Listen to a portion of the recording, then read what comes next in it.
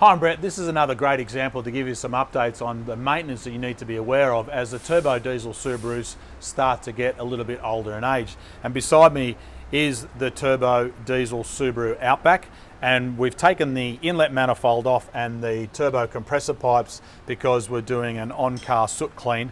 This engine has had previous problems with his DPF. It's got quite a few kilometres on it now, and the client has asked us to do a proper cleaning of the engine so he's got reliable performance and fuel economy moving into the future. And also we've put a brand new DPF on it because the original DPF had failed and effectively worn out. So let's just show you what it looked like before we started, and you can see in some of our other videos we've spoken about this. All inside here is the Vegemite type substance, which is the black soot combined with the crankcase blow-by that comes out of the exhaust gas recirculation valve, and that's directly looking down into the ports that lead down into the heads, or actually into the combustion chamber, because you're actually looking at the head.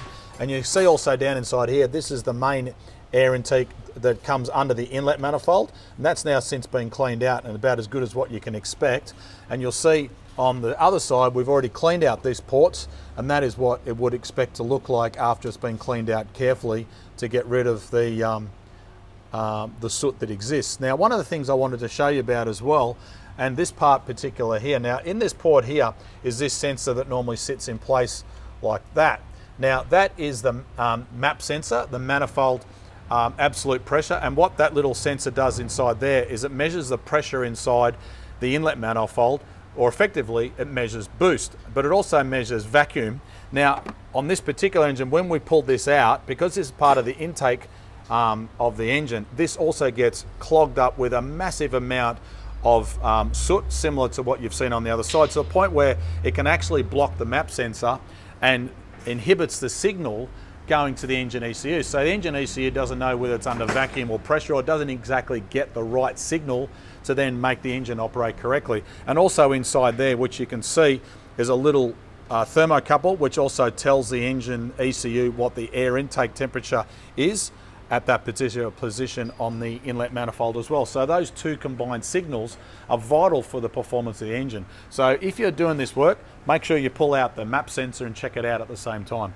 But of course, when this all goes back together, the client is getting us to do a performance tune with our race-rom technology to give them a little bit more power and performance, similar to what we've done many years ago in our turbo diesel Subaru Forester rally car.